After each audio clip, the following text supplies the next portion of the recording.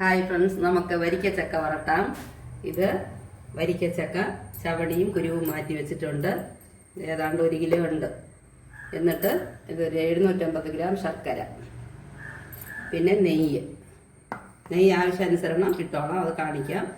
ഇപ്പം ഞാനിതിൽ 2 ഏലക്ക ഇട്ട് ഈ ചക്ക മിക്സിയിലിട്ടൊന്ന് അരച്ചു കൊണ്ടൊന്ന് കാണിക്കാം.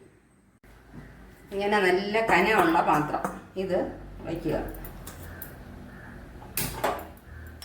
കനമുള്ള പാത്രം വെച്ചിട്ട് ഇത് മിക്സിയിൽ ഞാനിത് ചക്ക അടിച്ച് വെച്ചിട്ടുണ്ട്. ഇത് നന്നായിട്ട് അടിക്കണ്ട, കുറച്ച് തരിതരായിട്ട് വേണം അടിച്ചെടുക്കാനായിട്ട്. എന്നിട്ട് ഇവിടെ ഇത് ശർക്കര പാനി റെഡിയാകുന്നുണ്ട്, ശർക്കര പാവ് കാച്ചുന്നത്.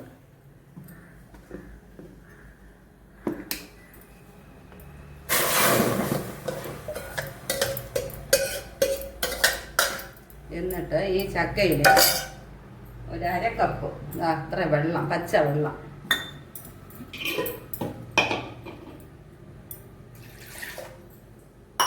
ചക്ക അടിച്ച മിക്സ് ചെയ്യുന്നു.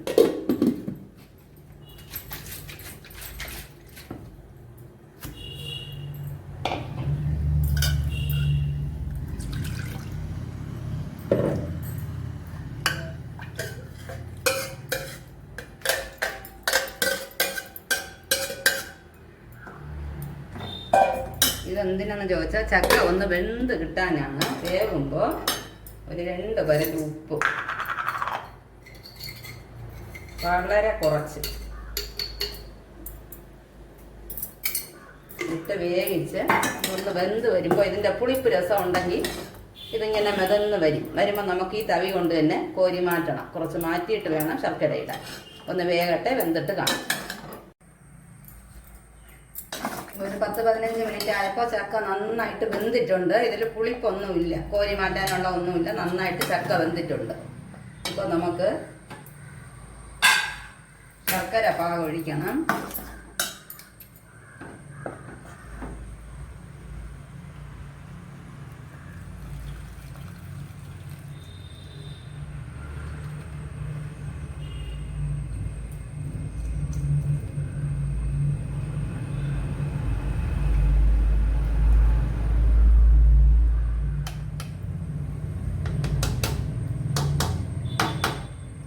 ചെറുതായിട്ട് കരട് ഇതിൽ തങ്ങിയിട്ടുണ്ട്.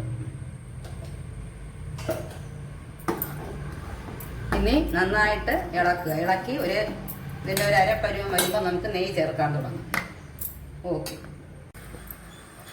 ഇതിപ്പോൾ ഏതാണ്ട് ഒരു 1-1.5 മണിക്കൂർ വറണ്ട് വന്നിട്ടുണ്ട്.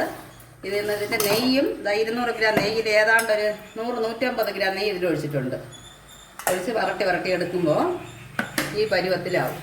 1-1.5 മണിക്കൂർ കഴിയുമ്പോൾ ആ ചട്ടി ഇന്നത് വിട്ട് വരും. ആ പാത്രത്തിൽ നിന്ന് ഈ ചക്ക വരട്ടിയത് കണ്ടോ, നല്ല ബ്രൗൺ കളറായിട്ട് ഇതിങ്ങനെ വിട്ട് വരും. ഇതാണ് ഇതിൻ്റെ പരുവം.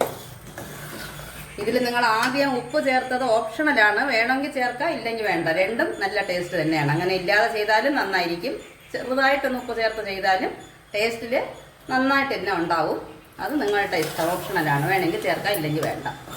അല്ലാതെ ഇതാണ് കണ്ടോ, ഇത് ഇനി നന്നായിട്ട് തണുത്തിട്ട് ഭരണിയിലോ കണ്ണാടി പാത്രത്തിലോ ഇട്ട് നന്നായിട്ട് എയർ ടൈറ്റിനാക്കി സൂക്ഷിച്ച് വയ്ക്കാം. എത്ര ദിവസം വേണമെങ്കിലും ഇരിക്കും. Okay, thank you.